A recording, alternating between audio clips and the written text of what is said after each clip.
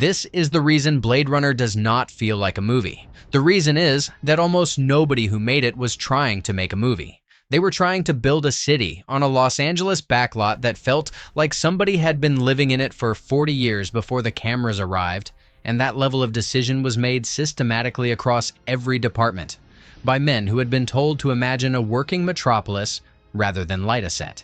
The map paintings, but conceived of what the streets would look like and what the neon would look like, and what the lighting would look like, and what it would look like when it was all drenched in drizzly, oil-soaked rain, and then designed the vehicles as well. So the whole thing kind of knit together. It wasn't really the production design.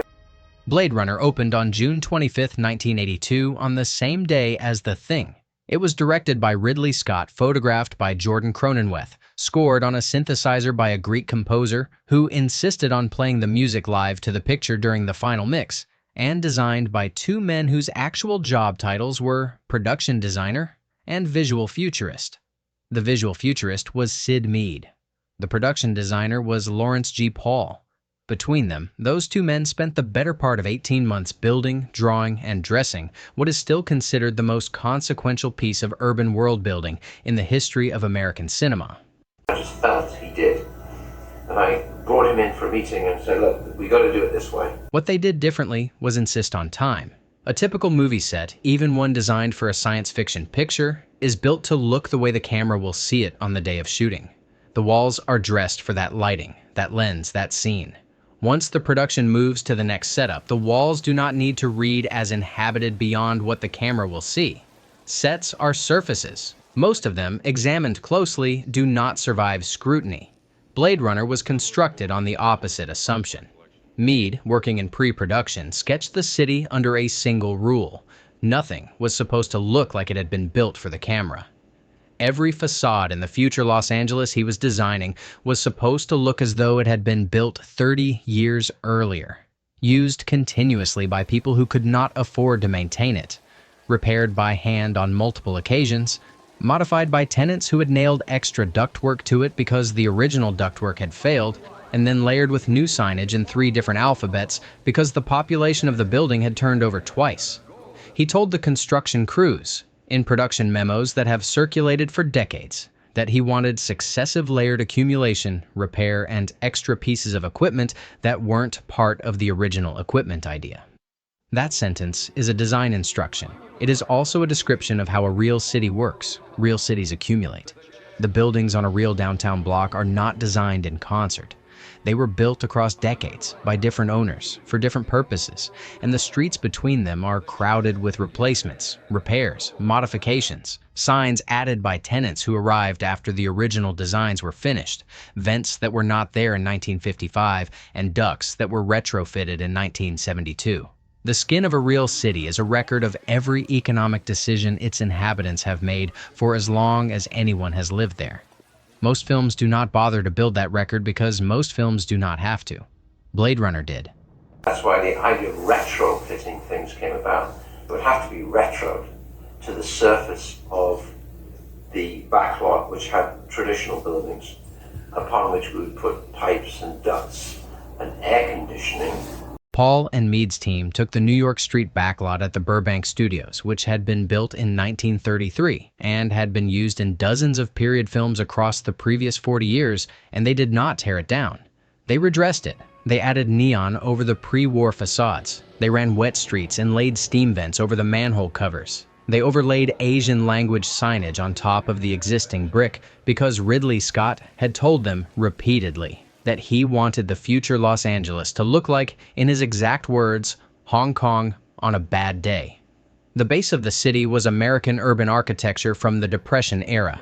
The skin of the city was East Asian commercial signage from the 1980s. Or Beijing or Hong Kong or whatever. In fact, when I was 2 times I was in Hong Kong, you go into Kowloon and you walk up and down the side streets, you're right in Blade Runner country. The middle layer was the future. The audience could feel that the architecture had a history because it actually did. The 1933 backlot was the bones. The 1982 dressing was the muscle. The retrofitted neon and ductwork were the surface. This is the difference between a film that designs a future and a film that ages one.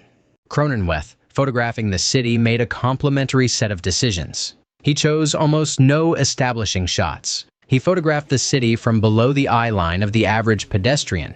He used backlight against rain so that every figure on the street is silhouetted by something the audience cannot see directly. He kept the upper third of nearly every frame either dark or filled with smoke, so that the viewer does not perceive a ceiling on the world.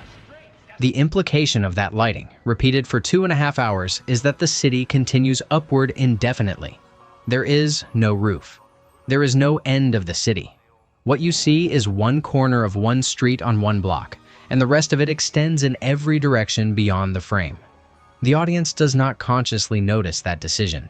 The audience receives it as an absence, the absence of the orienting wide-angle shot that almost every other studio film of that period used at least once per scene to remind the viewer of where they are.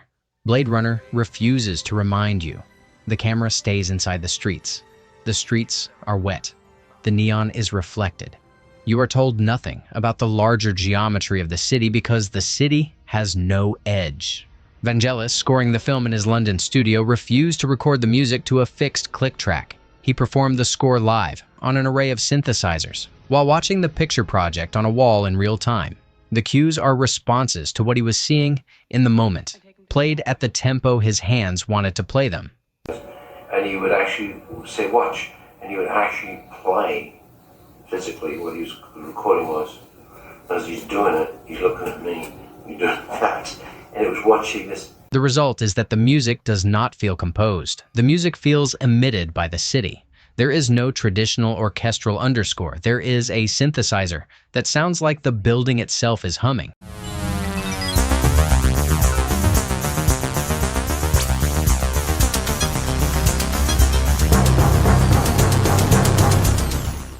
Inside that environment, Harrison Ford and Rutger Hauer were instructed by Scott to behave as if they were tired.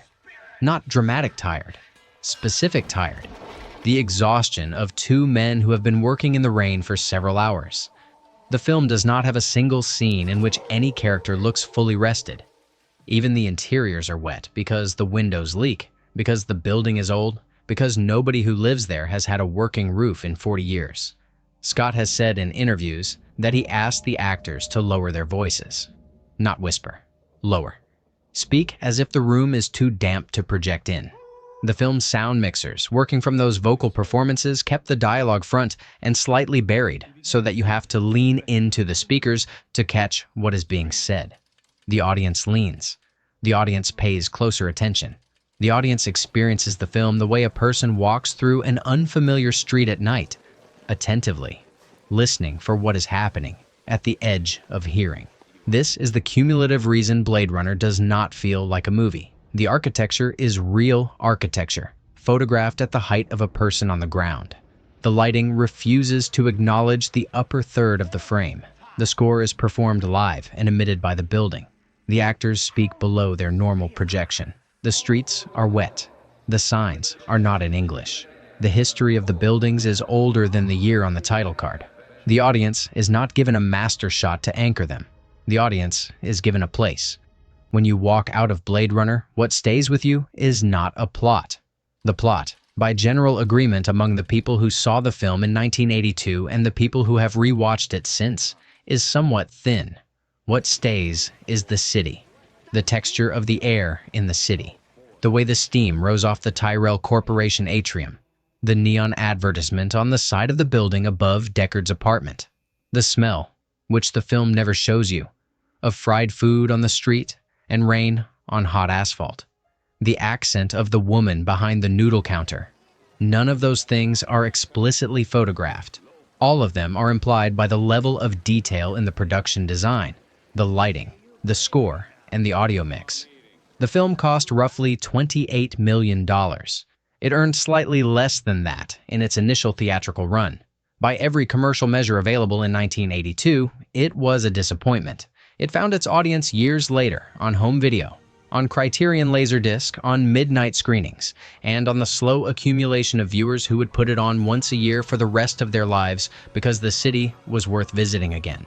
What this story is really about is the difference between a science fiction film that tells you a future and a science fiction film that builds one. Blade Runner is the latter. The film does not exposit. The film does not explain itself.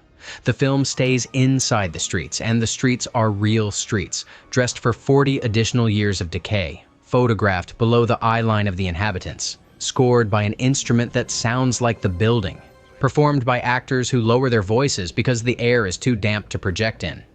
The audience that walks out of that experience does not feel as though they have watched a story. They feel as though they have been somewhere. That is the result of treating world building as an architectural problem rather than a set design problem. It cost $28 million. It produced a city. Movies do not feel like cities. Cities do. Blade Runner crossed that line 43 years ago, and almost nothing made since has crossed back.